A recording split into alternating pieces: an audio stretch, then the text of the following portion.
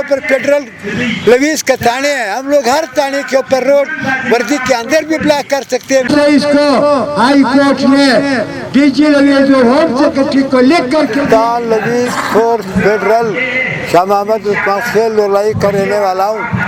1/1/2022 से हम लोगों का तनख्वाह बंद हुए, हम लोगों को तनख्वाह नहीं मिल रहा है। उसके बावजूद हम लोगों ने हाई कोर्ट में केस चलाया। 13 सितंबर 2023 को आशम काकड़ ने डिपार्टमेंट को लिख करके दिया कि आपने तनख्वाह गैर कानूनी और बगैर आर्डर का बंद किया हुआ है, तनख्वाह पूरी तौर जारी करो।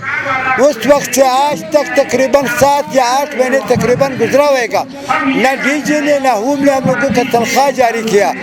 इसके चौथे महीने के 23 तारीख को हम लोगों ने धरना बिठाया हुआ है प्रेस क्लब के सामने, और हर सुबह हम लोग इधर आते हैं असेंबली हॉल के सामने एहतजाज करके शाम को वापस अपने टेंट में चले जाते हैं। हम लोगों का मुलाकात हुआ है डिप्टी डायरेक्टर ऑपरेशन निर्वैस काकड़ डीजी के ऑफिस से आया हुआ है, होम के ऑफिस से अभी तक कोई नुमाइंदा उसका नहीं आया हुआ है। वज़ीर आला साहब के साथ मुलाकात हुआ है, वज़ीर आला साहब ने मुझे कहा कि मैं आप लोगों का बंदोबस्त करूंगा, आप लोगों को सुबह के अंदर जम करूंगा। मैंने बोला आप तो फिर 5 साल के बाद जम करोगे, टेम्परेरी पे एज नहीं होता है, न तनख्वाह बंद होता है। अगर सुबह में हम लोग जम है तो 60 साल का तनख्वाह बंद कर दो, उसको अपना पेंशन दे दो सूबाई लवीज के रूल के मुताबिक उसको फारिग करो। हम लोग तनख्वाह नहीं मांगते, वरना हम लोगों का तनख्वाह टेम्परेरी के ऊपर जारी करो।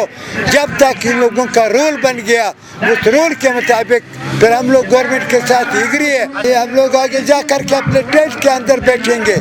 रोड हम लोग रास्ता उस वक्त बंद करेंगे कि हम लोग जब लाचार होंगे। फिर बलूचिस्तान का 85% एरिया हमारा साथ, हर रोड के ऊपर फेडरल लवीज का थाने है, हम लोग हर थाने के ऊपर रोड वर्दी के अंदर भी ब्लॉक कर सकते हैं, मगर हम लोग गवर्नमेंट के खातिर हिफ्ज़ अमान के खातिर हम लोग ज़बरदस्ती इख्तियार नहीं करते। इस वक्त हम लोग उजज़ जारी के ऊपर बैठे हुए हम लोग रिक्वेस्ट करते हैं कि वज़ीर आला साहब पेटा मुलाजिम इसको रोड बंद होने के ऊपर मजबूर न किया जाए। 6559 तादाद है।